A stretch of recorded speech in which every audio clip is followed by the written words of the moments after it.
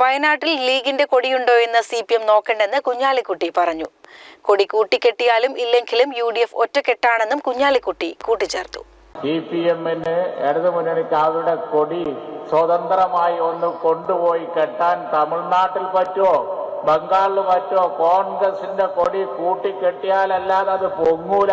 ഈ കേരളത്തിന്റെ അപ്പുറമുള്ള ഒരു സ്ഥലത്തും അതൊന്ന് പൊക്കാൻ കഴിയില്ല. രാഹുൽ ഗാന്ധി വന്നപ്പോൾ കൊടിയില്ല എന്ന് പറഞ്ഞാൽ അത് ഒരു പക്ഷേ നിങ്ങളോടൊക്കെ കാണിക്കുന്ന ഒരു വലിയ സൗഹൃദമാണ്. കാരണം എന്താണെന്ന് വെച്ചാൽ നിങ്ങളോടൊക്കെ കാണിക്കുന്ന ഒരു ഇളവാണ്.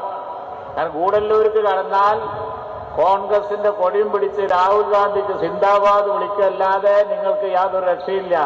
നിങ്ങൾക്ക് നിങ്ങളുടെ കൊടിയും കൊണ്ട് വയനാട്ടിലേക്ക് വരാൻ കഴിയുമോ? വഴിയില്ല. എന്നാൽ വയനാടിന്റെ ബാക്കിയായ ഗൂഡല്ലൂരിൽ കോൺഗ്രസിന്റെ കൊടിയും പൊക്കി രാഹുൽ ഗാന്ധിക്ക് സിന്ദാബാദ് വിളിച്ചുകൊണ്ടാണ് CPM-ന്റെ ആളുകളും ഇടതുമുന്നണിക്കാരും നടക്കുന്നത്.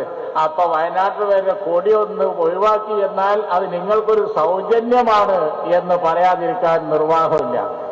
രാജ്യത്തിന്റെ പലയിടത്തും CPM-ന് സ്വന്തം കൊടി കൊണ്ടുപോയി കെട്ടാൻ പോലും പറ്റാത്ത അവസ്ഥയാണ്.